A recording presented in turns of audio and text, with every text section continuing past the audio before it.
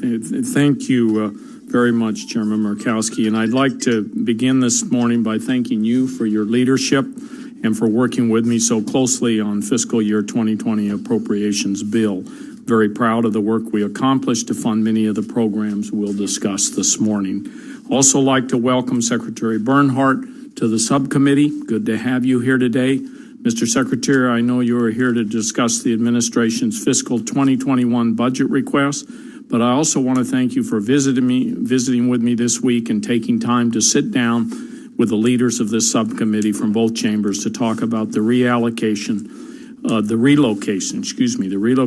Bureau of Land Management. Now, it's no secret that I oppose the move, and I still have questions and concerns about whether the move will actually improve the agency's effectiveness, but the reorganization is moving forward, and I'm going to do what I can to support the Bureau employees during this process. One thing I do support is investing more resources on the ground in Western states, so I was glad to hear that you still intend to add more positions on the ground in New Mexico to address energy and land management needs. I was also very glad to hear that you do not intend to follow through on the threat that one of your subordinates made last year to pull resources out of my state simply because we had a policy disagreement. I appreciate that commitment very much, and so thank you very much for that. And I want to work with you and with members of the subcommittee to ensure that the BLM has the resources and the people it needs to take care of its public lands and to serve the public. Returning to the budget requests, I will say up front that I don't plan to focus too much time on the details this morning. As you know, as the chairman has said, President proposes, Congress disposes. And I expect that we will restore many of these cuts in a bipartisan way. There's no way this subcommittee will agree to cut the Land and Water Conservation Fund by 97% or reduce payments in lieu of taxes or cut operating funds for national parks. But this budget is a very accurate portrayal of the administration's priorities. From my perspective, when I look across the landscape, here's what I see. In 3 years, this administration has actively worked to dismantle 50 years' worth of protections from bedrock environmental laws, decimated Bears Ears and Grand Staircase Escalante national monuments, ignoring the voices of Native communities, weakened protections for endangered species and dismantled migratory bird protections, put an anti-public land zealot in charge of managing public lands, adopted a drill-at-all-costs approach for managing our public lands, and abandoned any and all efforts to fight climate change. These policy choices are wrong for the environment and wrong for the people of our nation. Simply put, the president's vision is moving us backward at a time when we can least afford it. When the need for us to tackle crises like climate and mass extinction have never been more urgent. Humans are destroying nature at a devastating rate. In the United States, we are losing a football field of natural area every 30 seconds. Our wetlands, forests, and coasts are being destroyed. States have identified more than 12,000 wildlife species that need better protection. Climate change is threatening every corner of our Earth. Worldwide, 1 million species risk extinction in the coming decades. That's why I've called for protecting and restoring 30% of the nation's lands and waters by 2030. My 30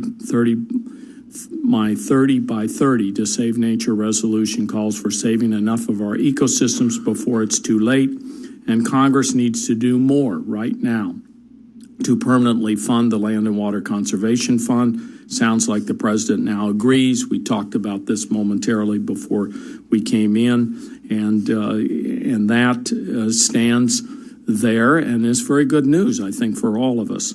We need to give state, tribal, and local governments tools to address these issues at their level, and we need to invest in science programs and then actually listen to what the scientists tell us. Our country also needs to face down climate change as the existential threat to humanity that it is. We must address the fact that emissions from fossil fuels extracted on public lands account for nearly 1/4 of the nation's greenhouse gas emissions. Unfortunately, the Trump administration ripped up the 2016 rules to limit methane pollution. And we must protect environmentally and culturally sensitive public lands from development, like the legislation I've introduced to protect Chaco Canyon in New Mexico, developed in partnership with New Mexico tribes who consider this area sacred. As we transition away from fossil fuels, we must also support and protect communities, tribes, and states that have relied on fossil fuels in the process. Transitioning to a clean energy economy is for everyone, and no one can be left out. Finally, we need to undertake all these actions with equity and inclusion as our North Star. We can't ignore the legacy of toxic pollution that has harmed so many low-income communities and communities of color. In particular, we cannot ignore the centuries of desecration of Native American sacred sites and cultural resources. I wish I could say that these practices are in the past, but our government literally and tragically desecrated human remains by blasting holes in burial grounds and other culturally significant sites to construct the president's foolish border wall near the Tono Otham Nation in Arizona. Injustices like these must not be allowed to continue and must be addressed through sound policy and out of respect for the federal trust responsibility and the bedrock principle of federal Indian law that have anchored the government-to-government relationship for more than a century. We also need to give tribes the resources they need to protect and conserve their lands and build strong economies for their communities, not slash funding from their programs as this budget request proposes to do. So we have a lot to talk about. So I look forward to hearing from you, Secretary Bernhardt, and I hope myself and all the members have an opportunity to ask a number of questions here this morning. Thank you, Madam Chair.